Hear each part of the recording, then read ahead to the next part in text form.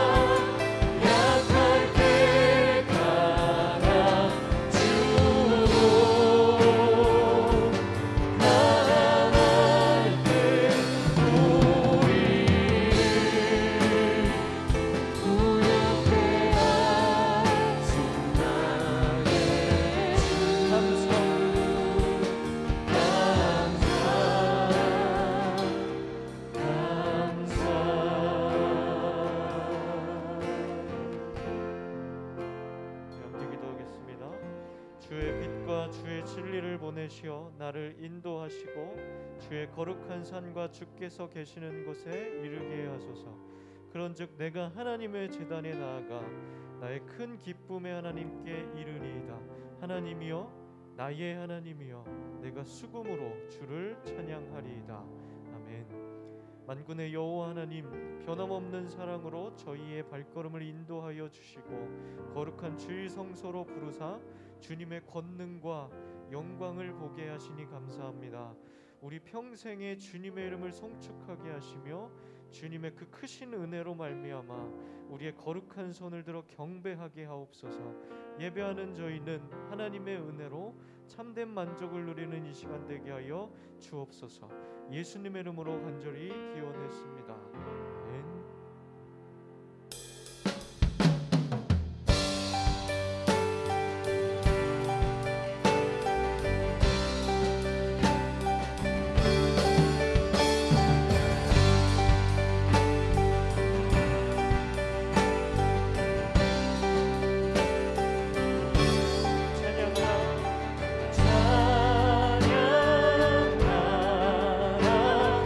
복되신 곳에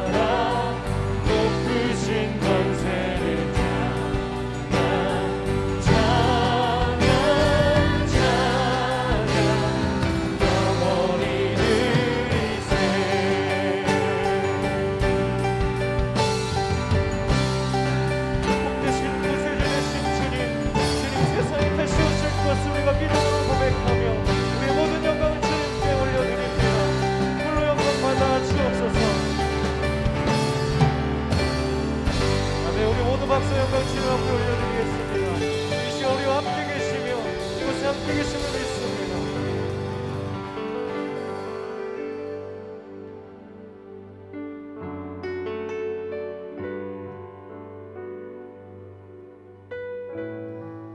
우리 지난 모든 날들이 하나님의 은혜였음을 이 시간 고백합니다. 또 앞으로 있을 우리의 모든 나날들이 주님의 은혜 안에 있기를 간구하며 우리 찬양으로 고백하며 나아가겠습니다.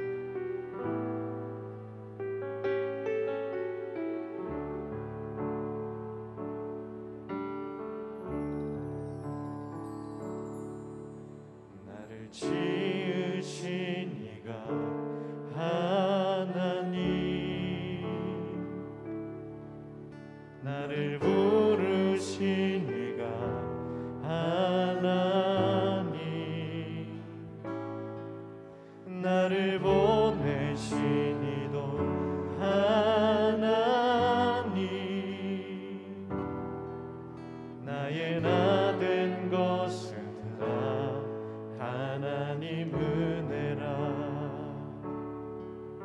나의 달려갈 길 다가도록,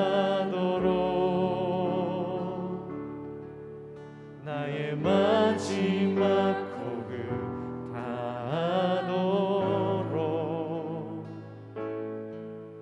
나로 그 십자가 품게 하시니, 나의 나 된 것은 다 하나님 은혜라.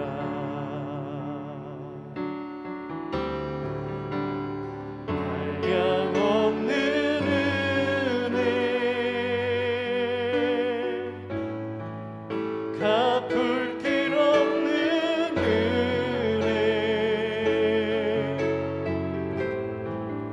내 삶을 애워싸는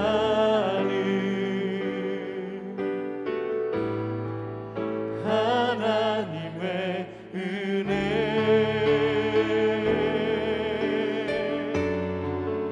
나 주저함 없이 그 땅을 활용토 나를 붙드시는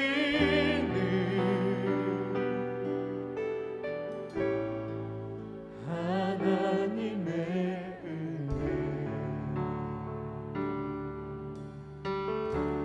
나를 지으신 이가 하나님, 나를 부르신 이가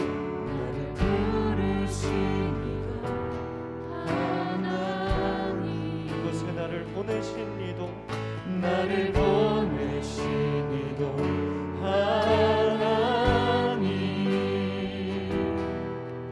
나의 나 된 것은 하나님 은혜라.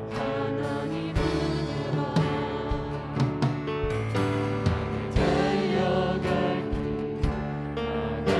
다가도록,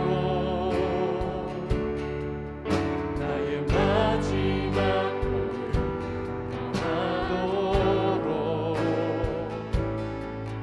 나로 그 십자가 품게 하시니, 나의 나 된 것은, 나의 나 된 것은 다 하나님 은혜라. 우리 전심으로 고백합니다. 한량없는 은혜, 한량없는 은혜,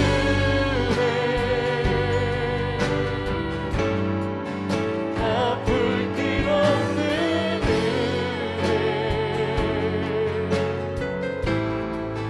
내 삶을 애워싸는 조건 없는 하나님 은혜를 고백합니다.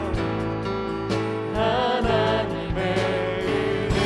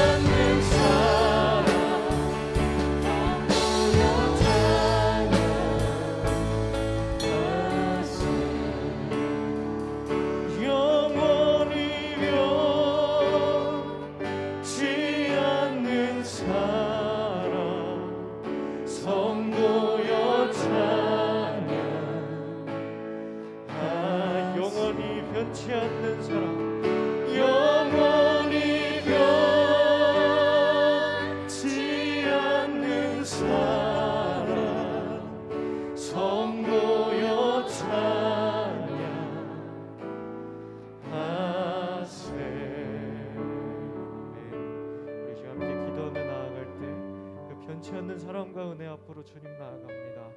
주님 그 은혜, 그 이해할 수 없고 설명할 수 없고 값없이 주시는 그 은혜를 이 시간 누릴 수 있도록 인도하여 주옵소서. 이미 내 삶을 에워싸고 있는 그 은혜를 이 시간 내가 믿음의 눈으로 바라봄으로 누리게 하시며 그 은혜 가운데 서서 그 은혜가 우리의 소망이요 능력이요 삶을 살아가는 힘이 될 수 있도록 주님 이 시간 예배 가운데 그 은혜를 우리에게 부어 주옵소서. 우리 각자의 고백으로 기도하며 나아가겠습니다. 사랑의 주님, 변함없이 우리에게 부어주신 주님의 은혜를 이 시간 누리기 위하여 주님 앞에 나왔습니다. 주님, 우리가 죄 가운데 있을지라도 주님의 귀한 자녀이며 주님께서 오늘도 품어주시고 사랑해 주시는 하나님을 고백합니다. 하나님, 나를 위해 이 땅에 오셨고 나 하나를 살리기 위해 이 땅에 오신 주님을 찬양하며 주님을 바라봅니다. 이 시간 우리에게 은혜의 단비를 내려주셔서 우리의 삶을, 앞으로의 삶을 주님의 은혜 가운데 걸어갈 수 있는 그 은혜를 충만하게 이 시간 부어주옵소서. 이 시간 겸손한 마음과 하나님 주님 앞에 말씀 앞으로 나아갑니다.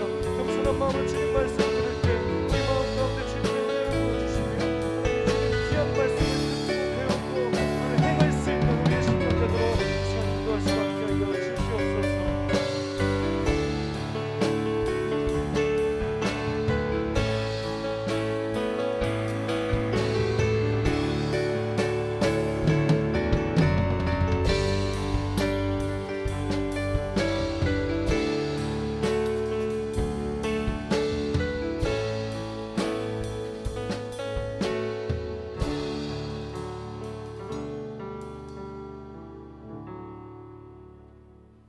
기도드리겠습니다.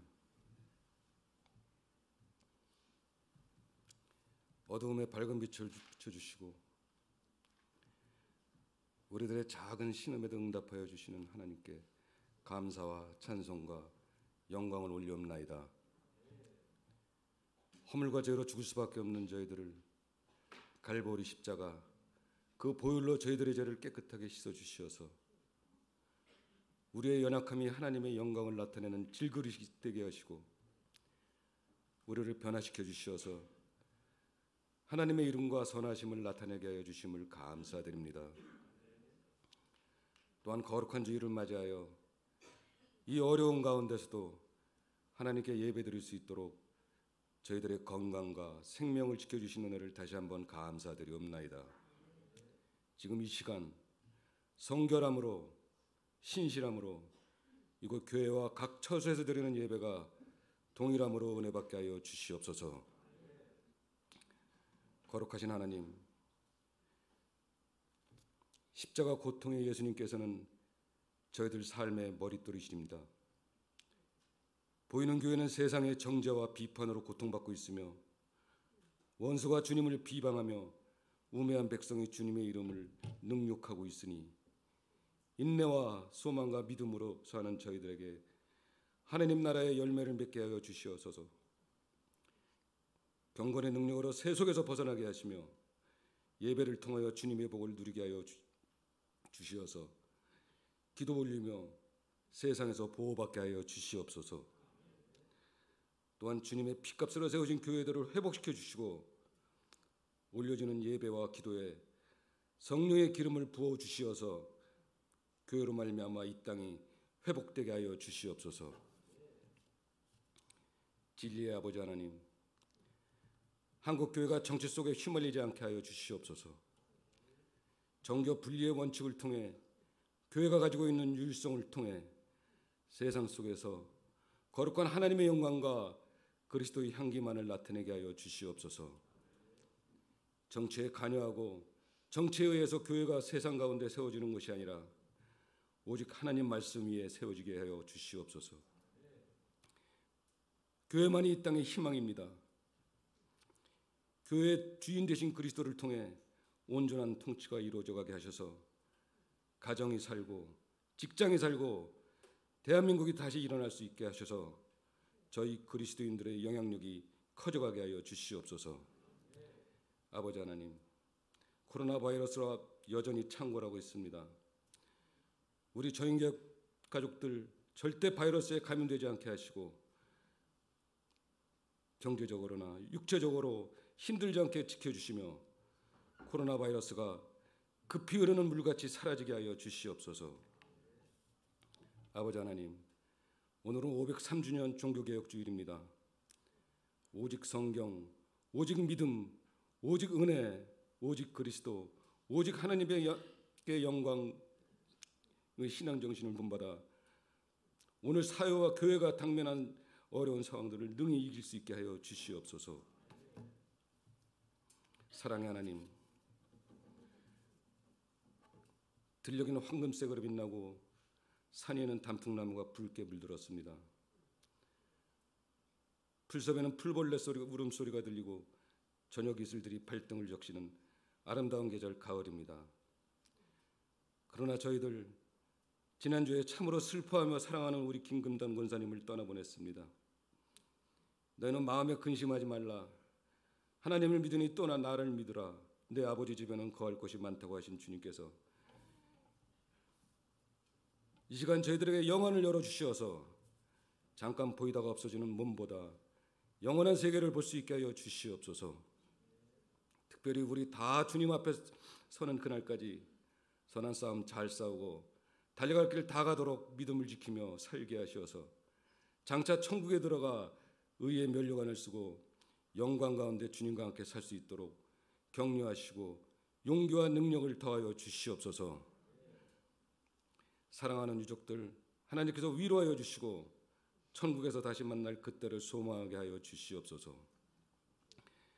이제 하나님께서 사랑하시는 이철훈 목사님 단위에 세우셨사오니 변함없이 그 신원을 강건케 하여 주시고 오늘 예수님께서 목사님의 입술을 통해 주신 말씀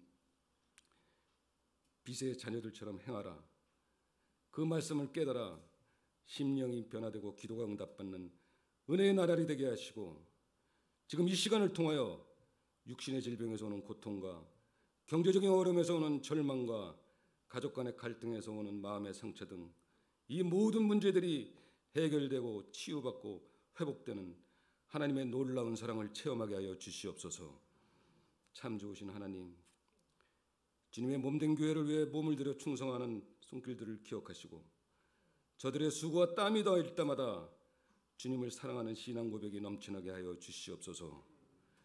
찬양대의 찬양을 기쁘게 받아주시며 예배드리는 모두가 같은 마음으로 찬양하게 하시며 저희들의 삶에서도 향기로운 찬양이 넘쳐나게 하여 주실 줄 믿사옵고 시험 당할 즈음에 또한 피할 길을 내사 능히 감당케 하시는 우리 주 예수님 이름으로 기도드렸사옵나이다.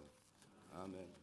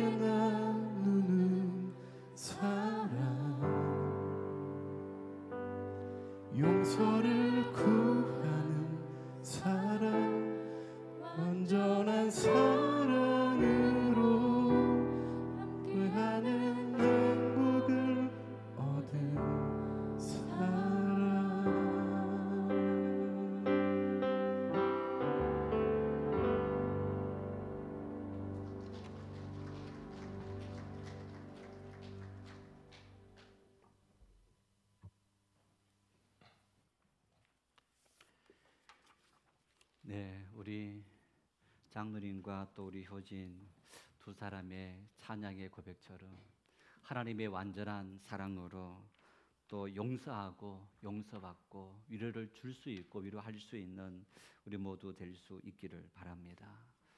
한번 여러분 우리 지난 한 주간 우리가 또 기적 같은 그런 시간들 보내지 않았습니까?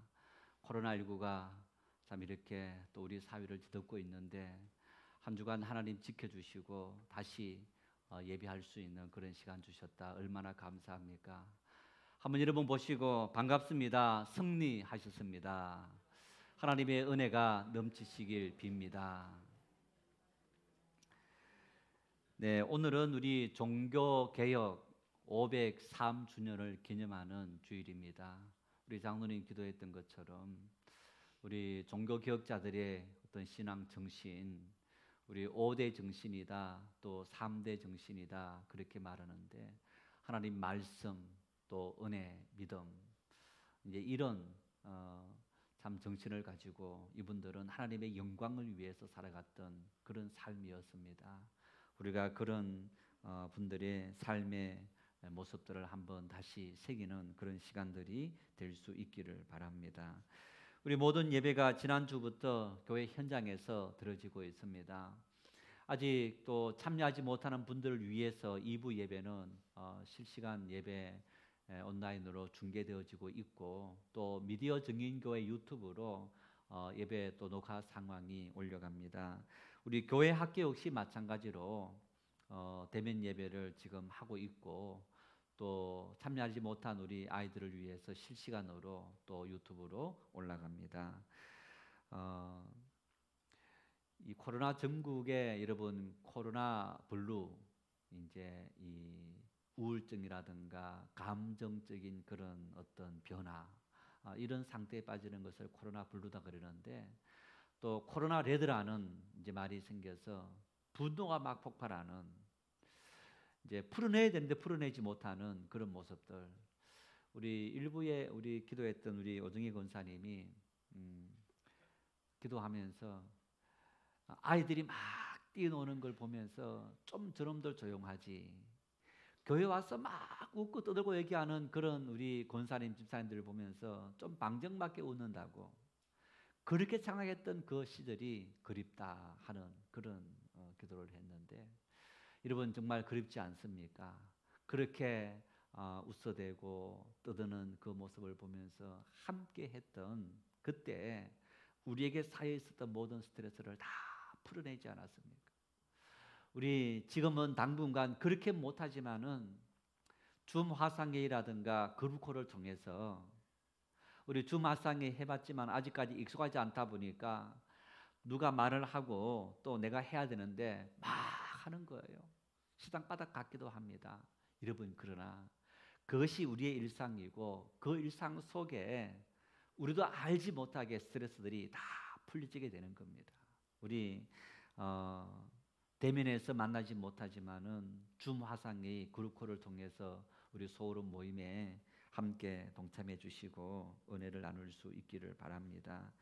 우리 수요 기도회는 대만에서 살아가시는 우리 조문철 허계영 선교사님 오셔서 특별히 우리 허계영 선교사님이 말씀을 전하는데 원래는 우리 전반기에 이분이 성경 교재 신구약 성경을 한눈에 꿰뚫어 볼 수 있는 이제 그런 성경 교재를 출간했습니다. 바로 성경의 맥과 핵입니다. 아마 여러분들은 성경을 한두 번 우리가 통독했다. 그래서 성경 전체를 이해한다. 쉽지 않은 일입니다. 신학대학원 준비하면서 준비하는 한 1년 동안 성경을 한 10번은 읽은 것 같아요. 이제 그렇게 읽고 막 공부하고 나니까 구약 창세기부터 요한계시록까지 성경이 어느 정도 이해가 되어지고 이제 이런 맥락을 가지고 있구나 하는 것을 알게 되는. 그래서 여러분 우리 허행 선교사님이 오늘 수요일 오셔서 이제 말씀을 전하시는데 꼭 들으시고 이제 참여하지 못한 분들을 위해서 또 영상으로 올리겠습니다.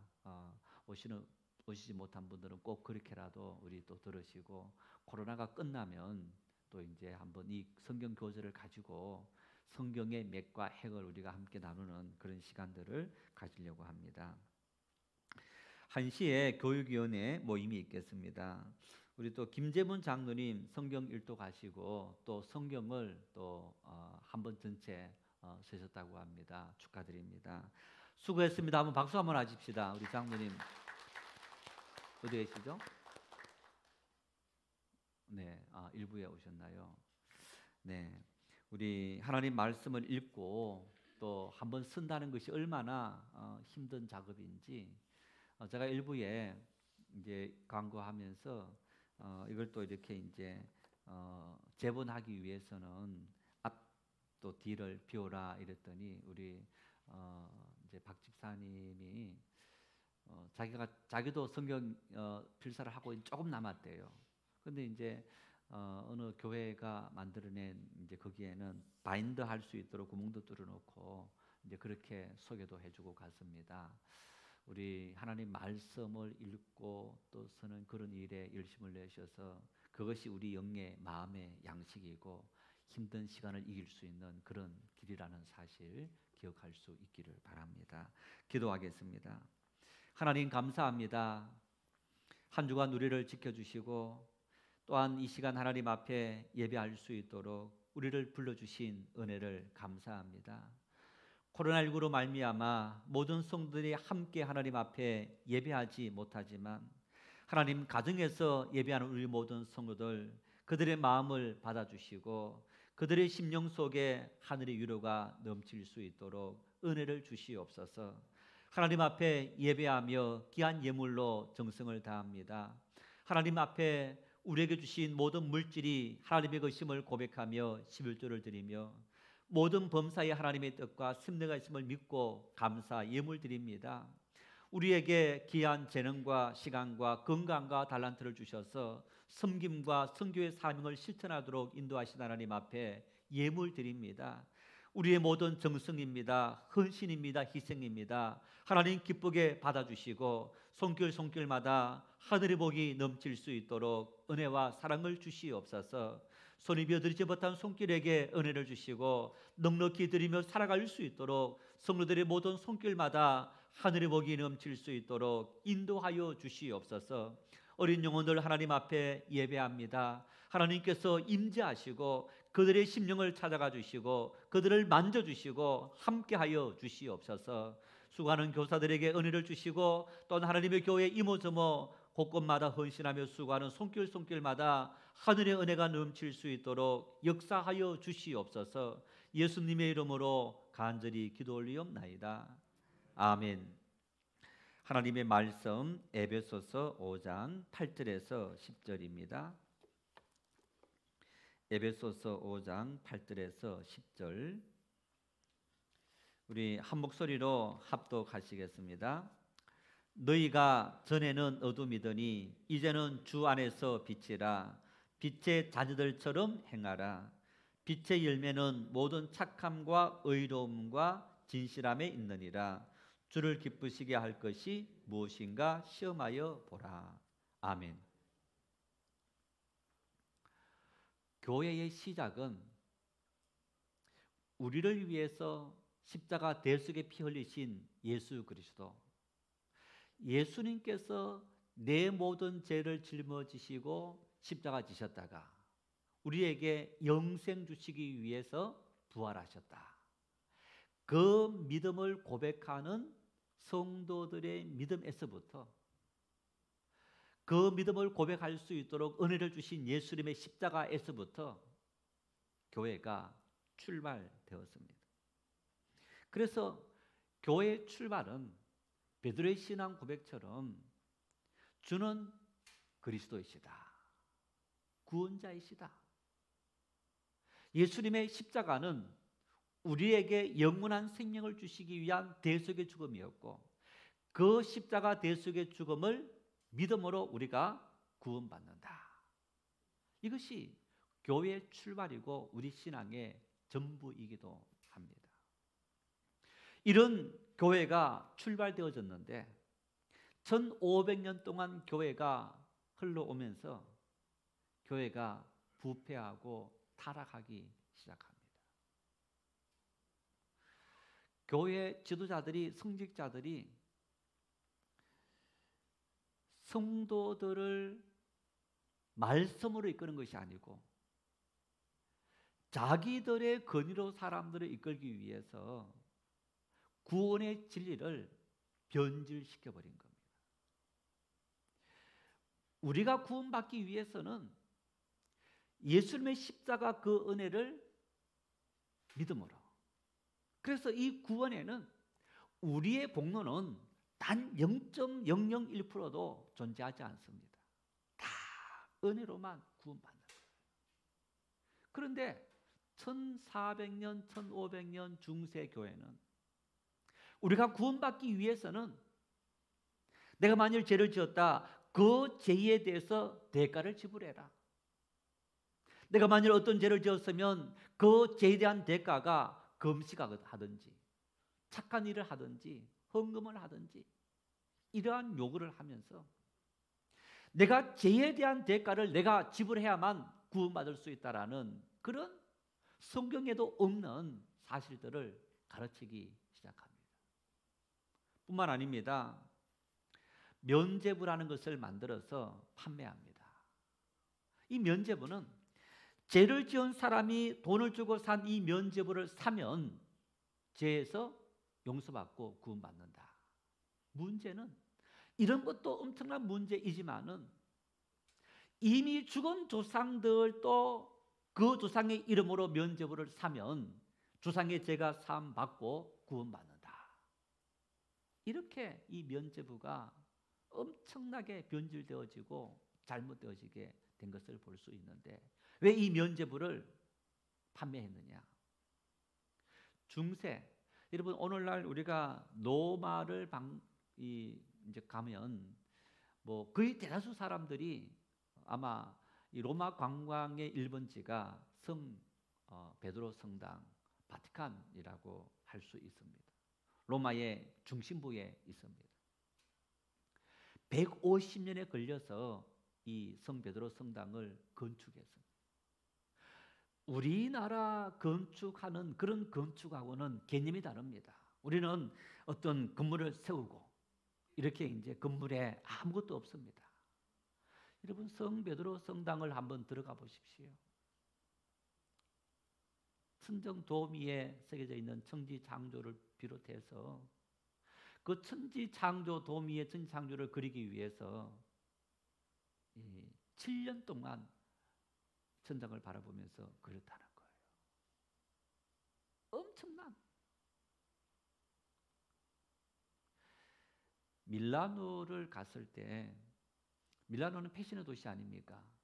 이 패션의 도시 많은 정말 이 패션 그 매장들이 있는 그 광장 중심부에 오래된 성당이 있는데 한 몇십 년 걸려서 그 성당을 건축했다고 합니다. 그런데 그 성당을 가보고 야 이렇게 걸릴 수밖에 없겠구나. 왜? 아마 제가 세보진 않았는데 수천 개나 되는 수많은 형상들이 만들어져 있어요. 뭐 천사의 모습부터 해서 많은 조각상들이 빼곡하게 성전 바깥에 돼 있는 거예요. 저녁 시간에 가서 우리가 그 안에 들어가 보지 못했지만은 안에도 아마 엄청나게 많은 어떤 정말 예술품, 조각품 이런 것들로 장식되어져 있는 그런 모습을 볼 수 있을 겁니다. 이렇게 짓다 보니까 얼마나 많은 돈이 듭니까? 그래서 건축비를 마련하기 위해서 면죄부를 만들어서 판매하게 된 동기가 된 거예요. 성직자이자 교수였던 마르틴 루터. 이 마르틴 루터는 구원의 문제로 고민했습니다.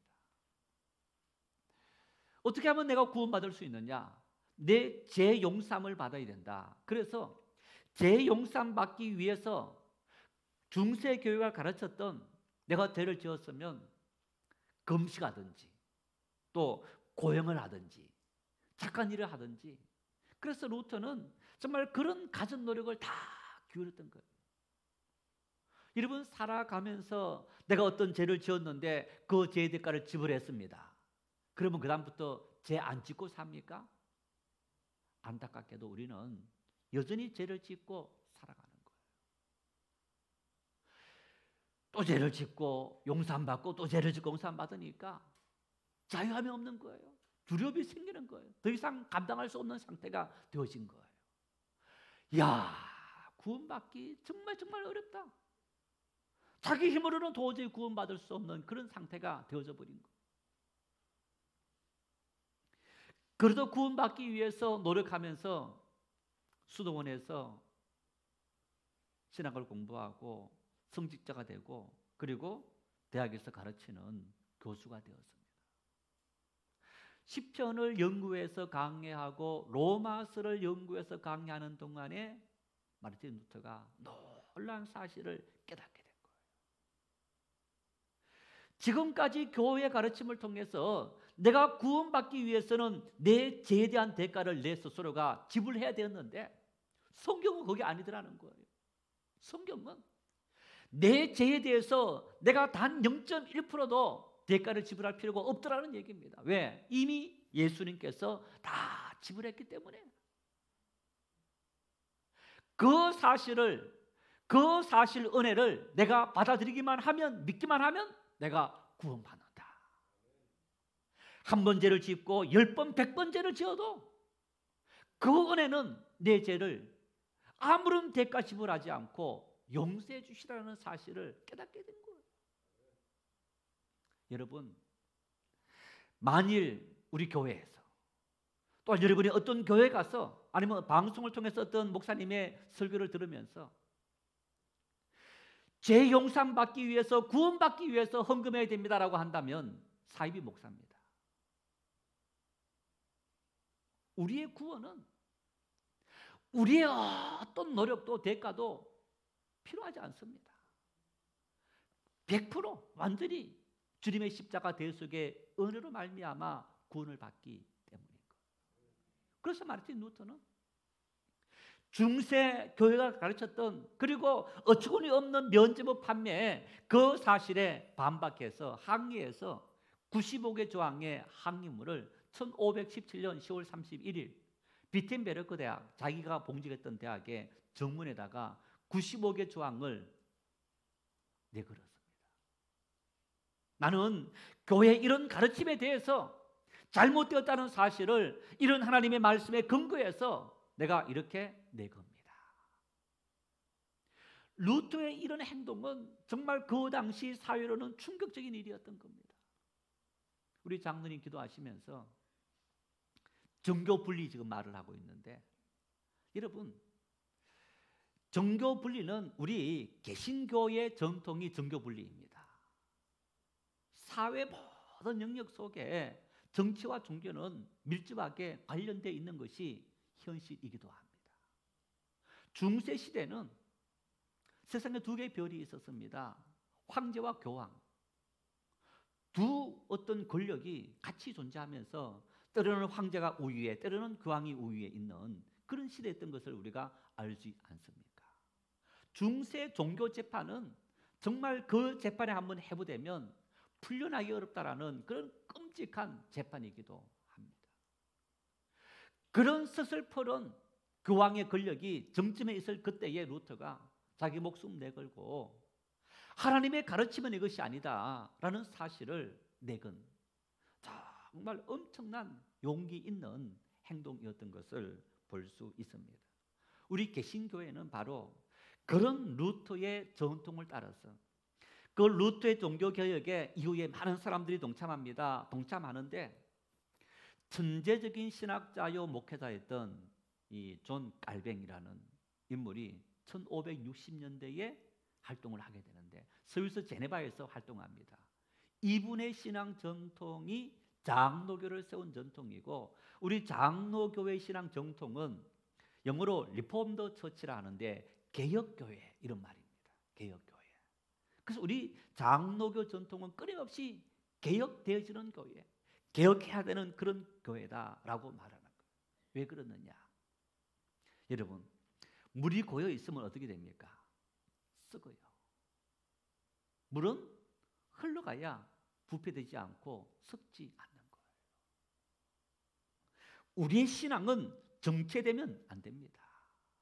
우리 신앙은 물이 흘러가는 것처럼 계속적으로 흘러가야 한다는 사실입니다. 이 말이 무슨 얘기냐 하면요, 어떤 성도님들은 30년 전, 50년 전 은혜 받았어요. 그 받은 은혜를 절대화시키고 있어요. 그 받은 은혜를 절대화시켜서 그것이 진리인 것처럼 살아가면서 평생을 그 말만 하고 사는 거예요. 이런 신앙은 중세 교회가 범했던 오류를 범하는 것과 마찬가지인 거예요. 잘 이해하셔야 됩니다. 무슨 얘기냐 하면, 하나님은 50년 전에만 살아계신 것이 아니고 50년 지난 오늘도 하나님은 살아계신 거예요. 그 하나님께서 50년 전 나의 상황, 30년 전 나의 상황 속에서, 이런 상황 속에서 역사하셨다면 오늘 나의 상황이 그때와 또 다른 거예요. 환경이 다른 거예요. 사람이 다른 거예요. 그 다른 모습 속에 하나님은 또 다른 모습으로 우리에게 은혜를 주시는 줄 믿으시기를 바랍니다. 우리 예배 형태를 비롯해서 하나님 믿는 많은 모습들이 너무너무 달라졌습니다. 그런데 우리는 과거에 내 신앙의 고집 속에 빠져 있다면, 그러면요, 그 신앙은 썩게 되고 부패하게 되고 굳어지게 되는 거예요. 고집밖에 남지 않게 되는 거예요. 왜 오늘 세상이 교회를 외면합니까?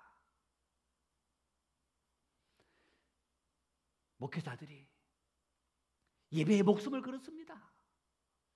코로나19로 말미암아 우리가 정말 걸리더라도 우리는 죽어도 좋습니다. 목숨 내걸고 예배를 해야 됩니다. 믿지 않는 사람들이 보았을 때 어떻게 이해할 수 있을까? 예배가 중요하다는 것을 강조하기 위한 그 마음은 충분히 이해가 됩니다. 여러분, 그런데 예수님께서 예배에 대해서 뭐라 말씀하셨습니까? 사마리아 여인에게 어디서 예배할까요? 물었을 때 예루살렘 성에서도 말고 사마리아 이 산에서도 말고 하나님을 예배하는 자는 영과 진리로 예배할지니라. 예배 드리는 장소도 물론 중요합니다. 우리가 하나님을 예배하기 위해서 혼자 예배한다 한다면 제대로 예배 못할 수도 있습니다. 함께 모여 준비된 예배를 드렸을 때 훨씬 더 은혜를 많이 받을 수 있습니다. 그러나 피치 못할 상황이 생겼을 때 우리가 영상을 통해서 가정에서 혼자 예배 드릴 수도 있는 겁니다. 왜 우리가 그 모든 것을 양보하느냐? 세상 속에 우리가 함께하는 존재이기 때문에, 세상을 섬기고 위로하고 소망을 주는 교회여야 되기 때문에 양보하는 거예요. 희생하는 겁니다. 오늘 세상 사람들은 위로받기를 원합니다. 며칠 전에 뉴스 보도에 전국의 공단들을 보도를 했습니다. 잠깐 보도를 했는데 제가 기억하고 있는 것이 군산에 있는 공단들이었습니다. 여러분, 군산은 새만금 그 엄청난 방조제를 만들고 국제도시를 만들면서 그러면서 굉장히 꿈에 부풀어 있었습니다. 군산 공단이 거의 마비되고 있는 것을 보여줬는데 그 공단의 대로가 있습니다. 한 편도 3차선, 4차선 정도 되는, 그래서 왕복 6차선에서 8차선 되는 넓은 도로였습니다. 그런데 공단 담이 있고 인도 보도블록이 깔려 있고 도로가 있는데 이 보도블록에 아이들 키만큼 되는 잡불들이 막 올라와 있습니다. 왜 그런 겁니까? 사람들이 안 다니니까. 공장들이 다 문을 닫은 거예요. 문을 열고 있는 공장들도 직원들 다 내보내고 최소한의 인력으로만 유지하고 있는 거예요. 거기서 해고당한 직원들, 직장이 폐쇄해서 다 직장 잃은 사람들이 어디 갑니까? 이 어려운 경기에 다른 곳으로 취직할 수가 없는 그런 형편 속에 빠져 있는 거예요. 코로나19에 감염될까 하는 두려움 속에 살아가는 이것뿐 아니라 경제적인 어떤 동력을 잃어버리면서 당장 내일 먹고 살아가야 될 그런 어떤 아픔 속에 실망하는 세상 사람들, 위로받고 싶다는 거예요. 위로해 달라는 거예요.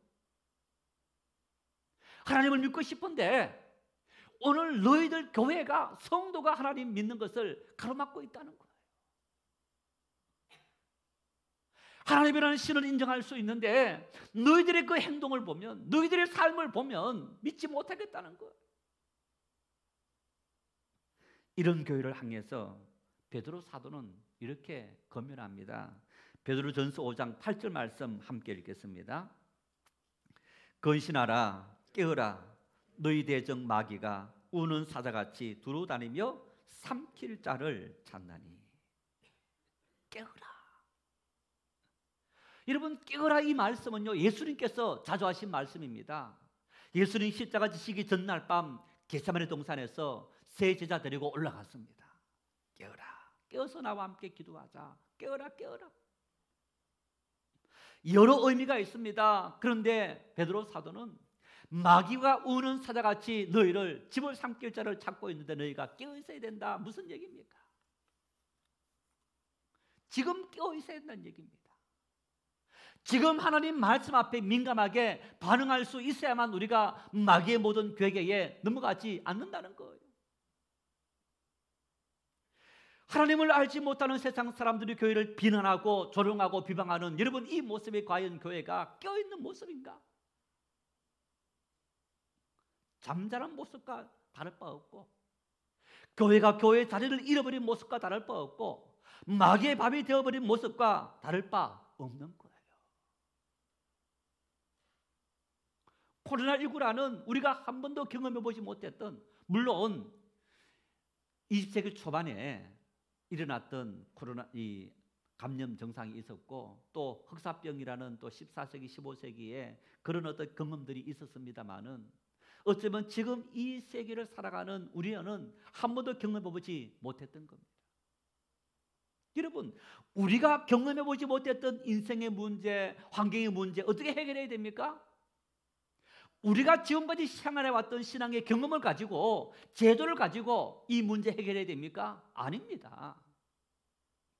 살아계신 하나님 앞에, 하나님, 이 문제 앞에 교회는 어떻게 예배해야 됩니까? 어떻게 믿어야 합니까? 어떻게 대처해야 됩니까? 하나님의 지혜를 구하는 그 지혜가 필요한 겁니다.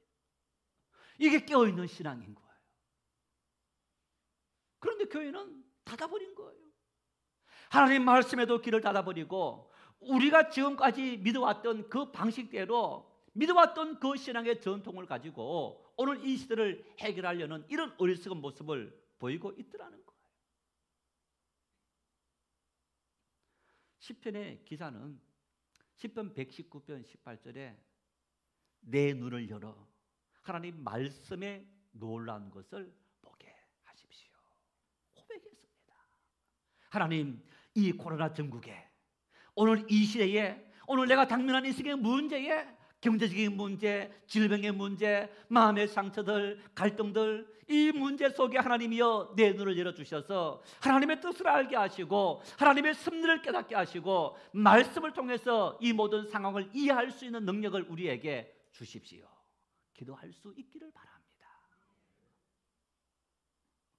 깨어있는 신앙이고, 이것이 바로 끊임없이 개혁되어져야 되는 우리 신앙의 전통이기도 합니다.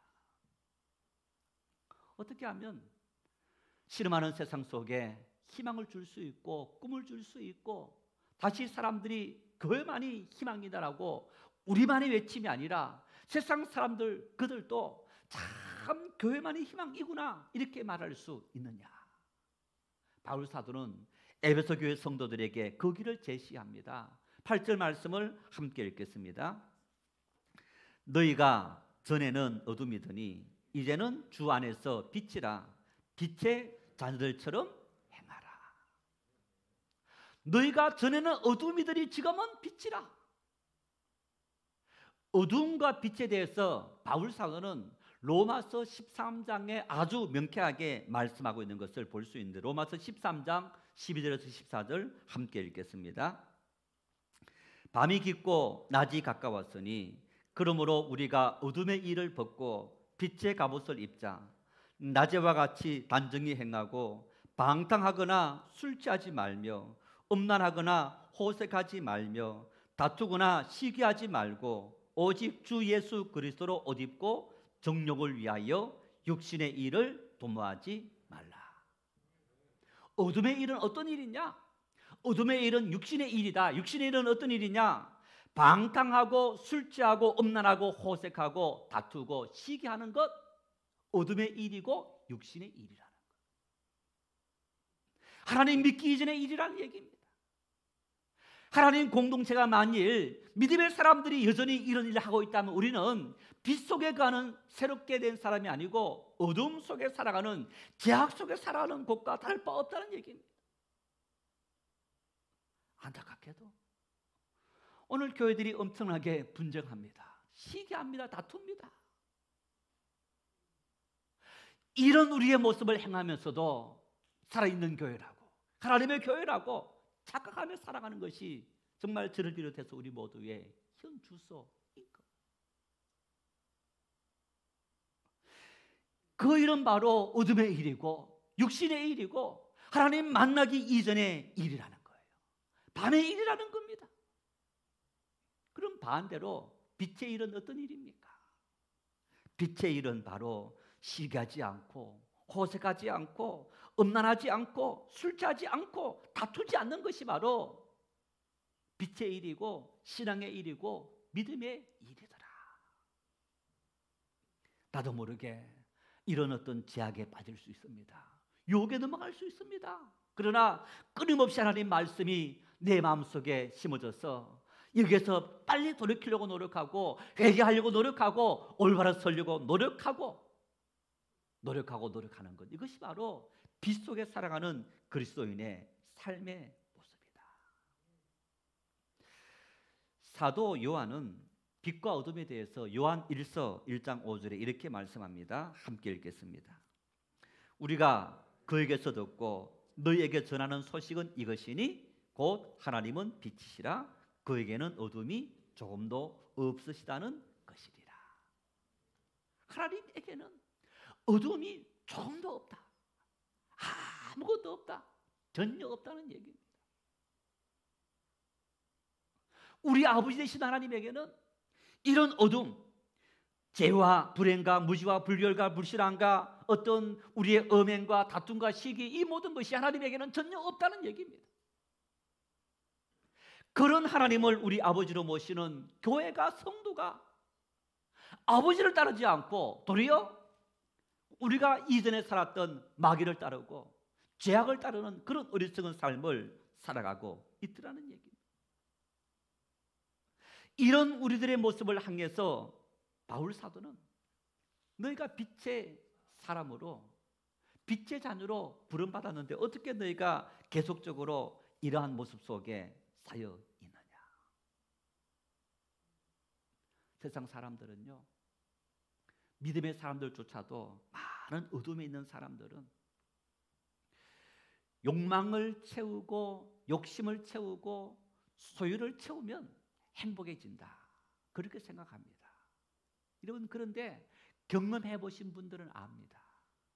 뭘 아느냐? 채워도 해결되지 않는 갈증 같은, 채워놓았는데 때가 되면 또 갈증 느끼는 것처럼, 그러면 또 채워야 되는, 이것이 바로 어둠 속에 가는 세상의 이 모든 욕망들이라는 거예요. 아까 뉴스에 삼성그룹 이건희 회장께서 소천했다, 그런 보도가 들렸습니다. 78세였다고 합니다. 우리나라 신화적인 인물이고 최고의 부자입니다. 다 아시다시피 의식 전혀 없이 아마 5년 이상의 시간들을 보냈습니다. 수십조 되는 돈이 무슨 소용이 있습니까? 세계 인류 기업인 삼성이라는 그 그룹이 그분의 생명과 어떤 영향을 끼치고 있습니까? 다 내려놓고 빈손으로 가야 되는 것이 우리 인생들인 거예요. 인생의 행복은 어떤 그렇게 채우고 그리고 그것을 누려야만 인생의 행복이 주어지는 것이 아니고 우리 인생을 행복하게 만드는 하나님의 은혜가 우리의 심령 속에 들어오면 우리는 행복해질 수 있는 삶을 살아갈 수 있는 것. 그래서 바울은 이렇게 본문에서 말씀했습니다. 이제는 주 안에서 빛이라 빛의 자녀처럼 행하라. 이 말씀 속에 이제는 주 안에서, 다시 말하면 주 안에 있는 지금, 주 안에 거하는 지금 너희들이 참된 행복의 삶을 살아갈 수 있다는 얘기입니다. 주 안에 거하지 않는다면, 만일 내가 지금 살아가는 이 순간 주 안에 거하지 않는다면 우리는 여전히 어둠 속에 거하는 일이며 불행 속에 거하는 삶을 살아갈 수밖에 없는 존재라는 얘기입니다. 우리의 삶의 모습이 어떤 삶의 모습이었던지, 만일 지금 이 시간 내 속에 주님께서 함께 거하시고 내가 주님 안에 거하면 주님께서 우리의 모든 어둠의 세력을 다 물리쳐 주시고 삶의 참된 평화와 기쁨을 주시는 줄 믿으시기를 바랍니다. 수많은 믿음의 사람은 고백합니다. 바울 사도는 이렇게 고백합니다. 로마서 8장 2절 말씀을 함께 읽겠습니다.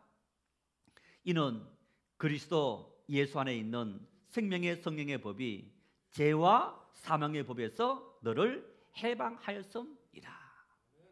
이 말씀 이렇게 해석할 수 있습니다. 죄와 사망의 법이라는 것은 인간의 두려움과 절망과 염려와 그리고 가난과 질병, 이 모든 것을 다 총체하는 거예요. 그 모든 것에서 너희가 자유함 누리고 해방 누리는 것은 채워서 누리는 것이 아니고 예수 그리스도께서 우리 속에 들어오시면, 예수 그리스도를 내가 온전히 믿기만 하면 내 속에 이 모든 것에서부터 참된 자유와 기쁨이 임한다라고 선언하고 있는 겁니다.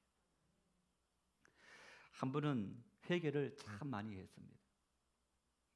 코로나 이 전국이 우리 여러분의 모든 삶들이 어렵지 않습니까? 온 국민들의 삶이 어렵습니다. 교회도 마찬가지입니다. 교회도 많은 타격을 입고 있는 것이 사실이고, 이런저런 거 다 생각하니까 참 걱정이 막 어깨를 짓누르는 거예요. 그런데 이런 음성이 들립니다. 네 교회냐? 네가 주인이냐? 나는 살아있지 않느냐?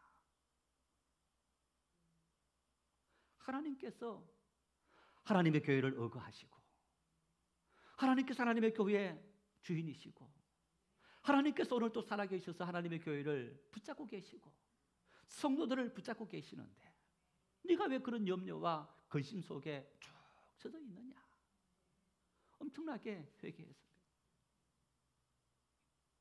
내가 왜 이런 환경 때문에 길을 죽어야 되고, 왜 내가 어깨가 처져야 되고, 왜 내가 절망하고 아파해야 하느냐?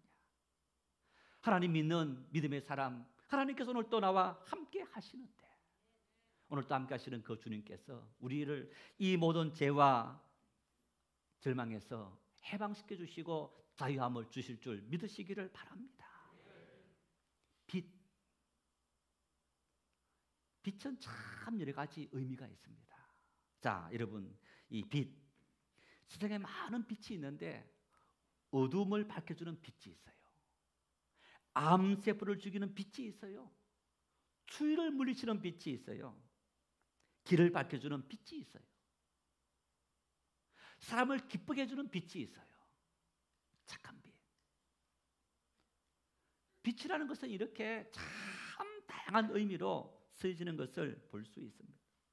그래서 철학이나 문학이나 종교에서 고대로부터 빛은 참 다양한 의미로 쓰여졌던 것을 볼 수 있습니다. 신앙에도 마찬가지입니다. 여러분, 하나님께서 창세기 1장에 천지를 만드셨는데, 천지를 만드실 때 가장 먼저 뭘 하신 겁니까? 빛이 있어라. 빛이 있으라 하시니 빛이 있었고, 창세기 1장 3절에 그렇게 말씀합니다. 가장 흑암이 깊음이 있었는데 그 흑암이 하나님께서 하신 첫 번째 말씀이 빛이 있어라. 그리고 14절 말씀에 하늘의 궁창에 광명체들이 있어 낮과 밤을 나뉘게 하시고 그것들로 징조와 계절과 날과 해를 이루게 하라. 6일 동안 천지를 창조하시면서 빛을 2번이나 만드신 거예요.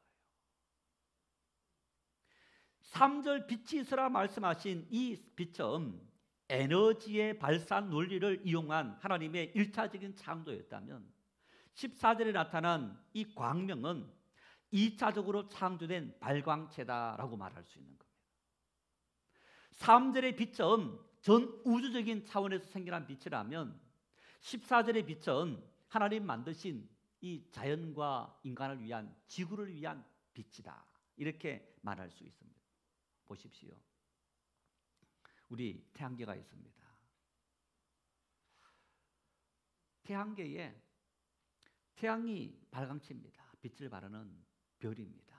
그리고 수성, 목성, 금성, 우리 지구,冥王성, 해왕성 쭉 있어요. 여러분, 그런데 태양계에 사람이 사는 곳, 생물이 존재하는 곳이 우리 지구 말고 있습니까? 없어요. 왜 그런지 아세요? 지구보다 태양과 가까이 있는 행성들은 태양빛이 너무 뜨거워서 아무 생물도 존재할 수 없습니다. 지구보다 태양에서 멀리 떨어져 있는 곳은 너무 멀어서 태양빛이 비치지 못해서 꽁꽁 얼어서 사람이 살 수 없고 자연이 살 수 없는 그런 환경인 거예요. 우리 하나님은 태양빛을 우리 지구에 아주 필요적절하게 비추면서 때로는 뜨겁게 했다가 때로는 차갑게 했다가 그래도 사람이 적응할 수 있는 그런 추위와 더위를 주시고 이 봄, 가을처럼 좋은 계절도 우리에게 베풀어 주시는 그런 하나님. 하나님은 이런 자연의 빛을 창조하셔서 우리에게 하나님의 은혜를 누리며 살아갈 수 있도록 만드신 그런 하나님. 그런데 여러분, 사도 요한은 이 빛에 대해서 이렇게 말씀합니다. 요한복음 1장 4절 함께 읽겠습니다. 그 안에 생명이 있었으니 이 생명은 사람들의 빛이라. 1장 7절입니다.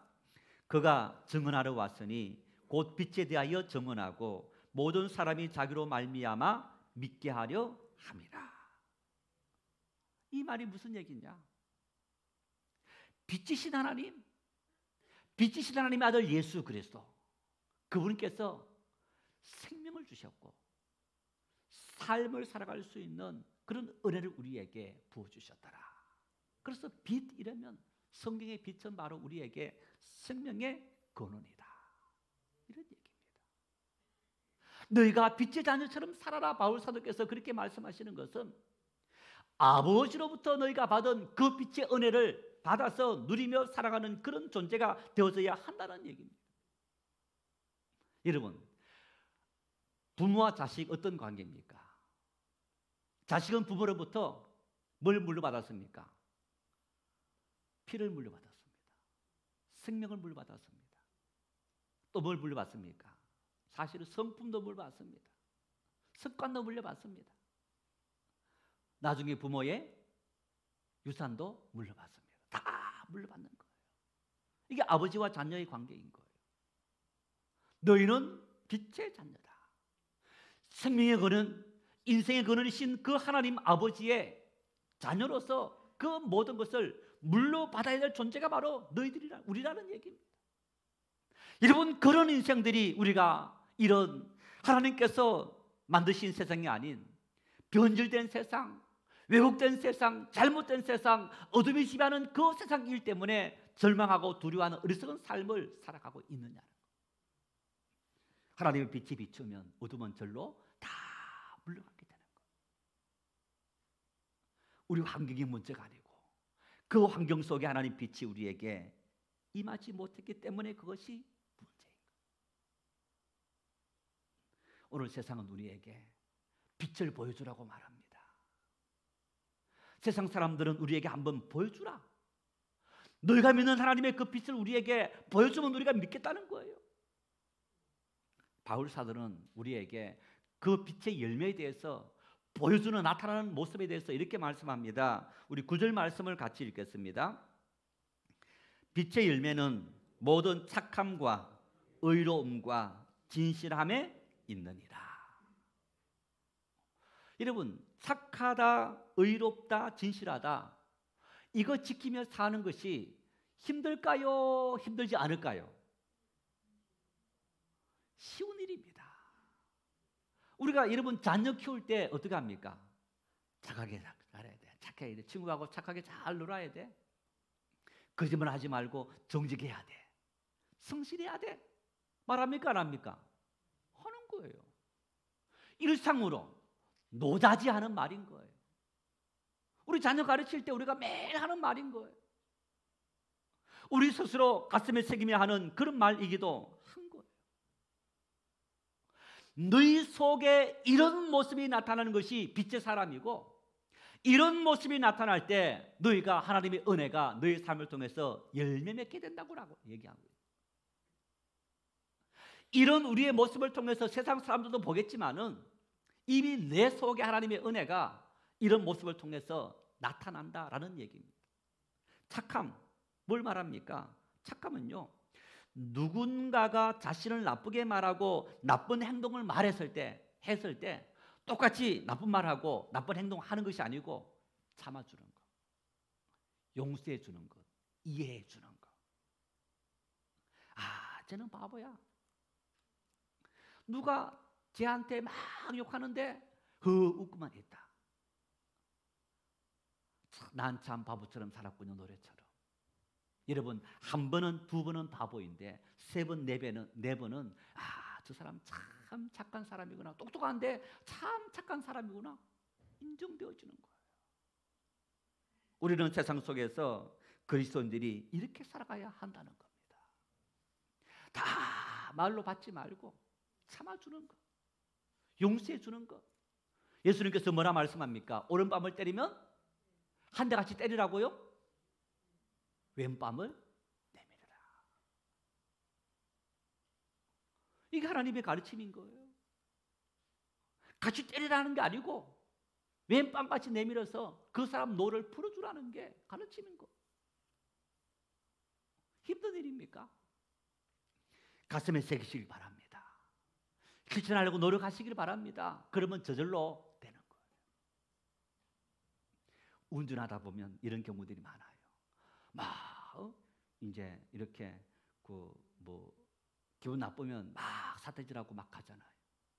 여러분, 그러면 내가 나 혼자 중얼중얼 그럴 수는 있는데 같이 대놓고 욕할 수 있습니까? 욕할 때 나는 목사인데, 나는 장로인데, 나는 권사인데, 나는 집사인데 한번 새기시길 바랍니다. 그러면 참게 되는 거예요. 바보라서 참는 게 아니고 하나님의 사람이기 때문에 참아주는 거예요. 이게 착함의 출발인 겁니다. 두 번째 보니까 의로워야 된다. 의롭다는 얘기는요, 정직해라는 얘기예요. 정직해라. 부끄러운 이야기입니다만은 신학대학을 다닐 때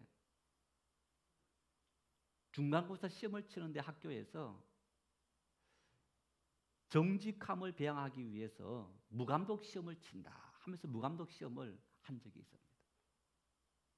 거의 대다수 학생들이 무감독 시험이지만은 이제 감독이 지키는 것처럼 생각해서 그렇게 시험을 쳤는데, 일부 학생들이, 어떤 사람은 이 밑에 숨겨서 이렇게 컨닝하고, 어떤 사람은 아예 대놓고 딱 펼쳐놓고 아무도 보는 사람 없으니까, 그렇다고 다른 친구가 야, 너 왜 펴놓고 봐?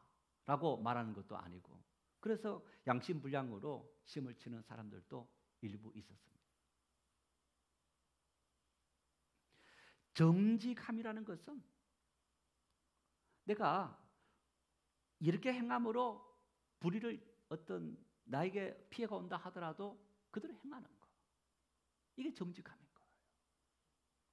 정직함이라는 것은 누가 보든지 보지 않든지 있는 그대로 우리 사회가 정한 규율대로 살아가는 그 삶의 태도가 정직함이라는 거예요. 한 번은 우리 아이 어렸을 때 고속도로 타고 가면서 막 이제 밟았어요. 130, 140 막 가는데 앞에 전방 몇 미터 앞에 이제 감시 카메라가 있습니다 하고 이제 올리는 거예요. 속력을 확 줄였더니 아이가 아빠 비겁해요. 비겁한 거죠. 정직하지 않는 거예요. 사실은 여러분, 그런 사소한 일조차도 우리는 정직하게 이 사회가 정한 그음 속에 살아가지 못하는 그런 삶을 사는 것이 우리의 현주소이기도 합니다. 힘든 게 아니고 사실은 쉬운 일입니다. 지킨다는 게. 마지막 세 번째 보니까 진실해야 된다라고 말합니다. 여러분, 진실이라는 것이 뭡니까? 이 진실의 말을 뒤집으면 우리를 포장하는 어떤 내가 굉장히 대단한 사람이다, 어떤 과대 포장하는 그것이 바로 어떤 위선이지 않습니까? 우리는 그런 위선 속에 살아가는 거예요. 다시 말하면 교회가 어떤 곳입니까? 여러분, 교회 와서 내가 잘 나가는 사람입니다, 나는 아무런 문제 없습니다, 나는 그거 합니다, 그거 자랑하려고 교회 오신 거예요? 아닙니다. 교회는 나 아픕니다, 나 상처받았습니다, 나 이혼했습니다, 나 병들었습니다, 나 사업 부도났습니다, 나 실직 당했습니다, 그거 내어놓고 위로받는 것이 교회인 거예요. 야, 저 누구 그렇게 열심히 봉사하더니 부도났대, 너 그렇게 하더니 저 사람 병들었대, 흉보면 안 됩니다. 어떤 아픔이라도 다 쓰다마주고 위로해 주는 것이 교회인 거예요. 왜? 교회는 가족이기 때문에. 가족은요, 여러분, 가족끼리, 형제끼리, 부모 자식끼리 부도난 거, 병든 거, 이혼한 거 숨깁니까? 다 드러내고 사는 거예요. 위로받는 거예요, 도리어 그곳에서. 우리가 하나님의 교회에 진실해야 된다는 얘기는 자기를 숨기기 위해서 위선의 탈을 쓰지 말라는 얘기입니다. 있는 모습 그대로를 살아가는, 그대로 우리의 정직한 모습을 내놓는 그런 삶을 살아가야 한다는 거예요. 그래서 교회 속에서 함께 아픈 문제를 가지고, 가난의 문제를 가지고, 직업의 문제를 가지고 우리 함께 기도하고 함께 용기를 내십시다. 위로하고. 여러분, 이런 공동체가 바로 살아있는 교회 공동체고 빛의 자녀들이 맺어야 될 삶의 열매라는 사실을 분명히 기억할 수 있기를 바랍니다. 시편 103편 8절 함께 읽겠습니다. 여호와는 긍휼이 많으시고 은혜로우시며 노하기를 더디하시고 인자하심이 풍부하시도다. 할렐루야. 하나님은 긍휼이 많으시고 인자하시고 노하는 것을 더디하시는 그 하나님, 은혜를 풍성히 부어주시려는 하나님 아버지이시다. 그 아버지가 빛이시고 그 아버지가 바로 나의 아버지, 교회의 아버지라는 얘기입니다. 우리 아버지라는 얘기입니다. 그 우리 아버지는 죄인들이 왔을 때, 병자들이 왔을 때, 가난한 사람들이 왔을 때, 삶의 문제를 가지고 왔을 때 내팽개치고 가라고 하시는 아버지가 아니고 도리어 긍휼과 자비와 은혜로 더 큰 은혜를 베푸시려는 우리 아버지, 그 아버지가 오늘 우리에게 아버지 되시고 내가 너와 함께하고 너에게 은혜를 주고 너를 지키겠다 축복하시는 거예요. 우리 마음을 끊임없이 활짝 비우고 굳어져 있는 우리 마음을 정말 끊임없이 개혁하면서 하나님 은혜를 풍성히 받아들이고 그 은혜 속에 그 은혜의 열매가 바로 이 착함과 성실함과 정직함, 진실함, 이런 모습이 나타날 때 우리의 삶에 하나님의 놀라운 은혜가 아름답게 꽃피어지고 그 모습을 세상 사람들이 보면서 함께 은혜 받는 공동체, 여러분, 그런 공동체를 만들기 위해서 우리 함께 기도하고 함께 마음을 모으고 함께 힘을 합치는 그런 은혜가 넘칠 수 있기를 바랍니다. 우리 한번 합심으로 함께 기도하십시다. 하나님, 빛의 자녀답게 살게 도와주십시오. 생명의 근원, 능력의 근원, 축복의 근원, 어떤 절망, 아픔이 있다 할지라도 만져주시는 그 하나님의 은혜 앞에 우리 다 맡기게 도와주십시오. 코로나19로 말미암아 세상이 실험할 뿐 아니라 성도가 실험합니다. 사실 아파하지 않습니까? 아프지 않습니까? 힘들지 않습니까? 하나님이여 우리를 불쌍히 여기시고 우리에게 은혜를 풍성히 부어주십시오. 하나님이여 우리의 마음을 다스리시고 육체를 다스리시고 삶을 다스리시고 우리의 물질을 다스려 주십시오. 그래서 하나님 아버지 우리의 삶을 통해서 하나님 살아계심을 증거하고 세상 실험하는 사람들에게 위로할 수 있는 그런 은혜를 우리에게 풍성히 부어주십시오. 우리 간절한 마음으로 함께 합심으로 기도하십시다. 자비로우신 하나님 아버지, 우리를 불러주시고 하나님의 자녀, 빛의 자녀 삼아주신 은혜를 감사합니다. 빛의 자녀답게 살게 도와주십시오. 우리에게 빛으로 다가오신 하나님, 어둠 속에 있는 사람에게 밝은 빛을 비춰주시고 길을 잃은 인생들에게 밝은 빛을 비추어서 길을 찾게 하시고 추위에 떠는 인생들에게 뜨거운 빛을 비춰주셔서 우리의 모든 추위를 씻겨주시고 위로하시는 하나님 아버지, 오늘 또 우리에게 빛이신 하나님 앞에 생명의 근원이시며 축복의 근원이시며 은혜의 근원이신 하나님 앞에 우리의 모든 삶을 맡기고 이 코로나19로 말미암아 힘든 인생들 위로받고 세워지고 하나님의 은혜를 누릴 수 있는 그런 축복이 우리 모두에게 임할 수 있도록 성령이여 역사하여 주시옵소서. 성도들의 가정마다, 성도들의 삶마다, 성도들의 직장마다, 성도들의 사업체마다 하나님 아버지 그들 속에 주님께서 좌정하시고 함께하시고 힘주시고 능력 주시고 지혜를 주시고 감당할 수 있도록 성령이여 인도하여 주시옵소서. 함께 기도하며 이 어려운 시국을 잘 이기게 도와주시되 참 믿음의 사람으로 하나님의 교회가 세상 속에 이러한 빛을 비출 수 있는 착한 삶을 보여줄 수 있는 신실한 믿음의 은혜가 임할 수 있도록 성령이여 역사하여 주시옵소서.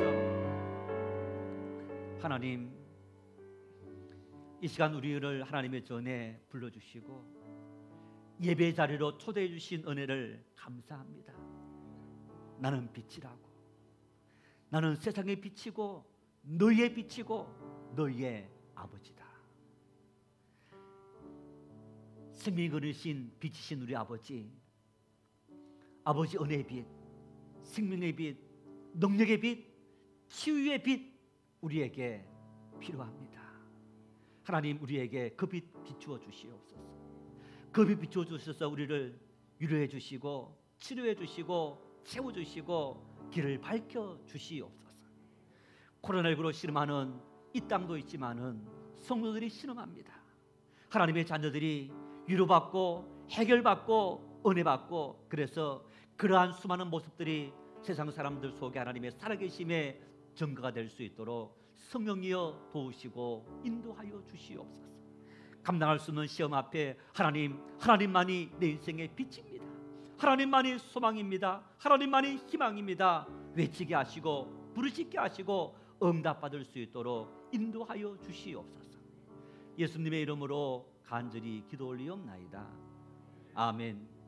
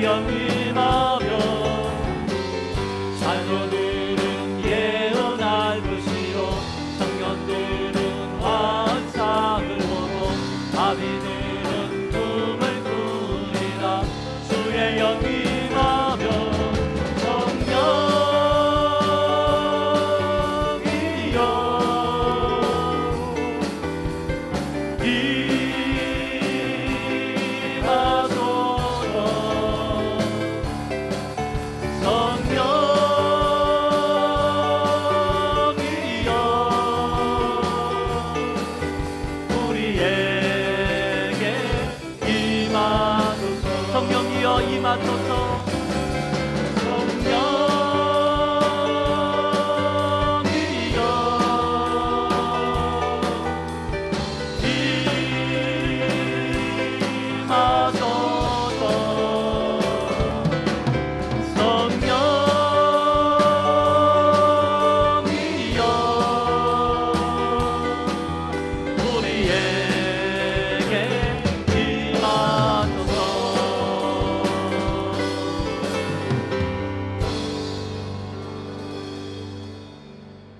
하나님은 우리를 위해서 성령을 보내주셨습니다. 성령 하나님 우리와 함께 하시면서 이 험한 세상, 험한 인생길 지켜주시고 돌봐주시고 손잡아 주십니다. 그 하나님 앞에 다 맡기시길 바랍니다. 의지하시길 바랍니다. 위로해달라고, 지켜달라고, 채워달라고, 치료해달라고 몸부림치시기를 바랍니다. 그 하나님 우리가 걸어가는 인생 그런 것마다 지켜주시고 손잡아주시고 치료하시고 위로하십니다.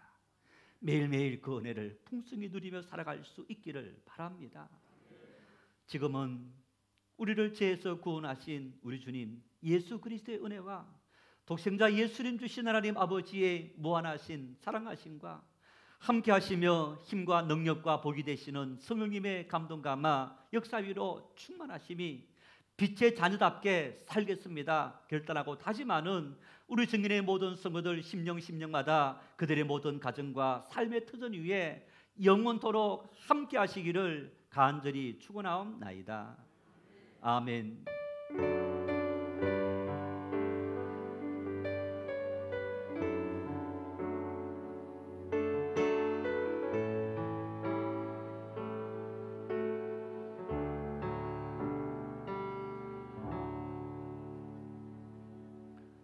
한 주간도 주님과 함께 걸어가십시다. 우리 서로 한번 인사하시겠습니다.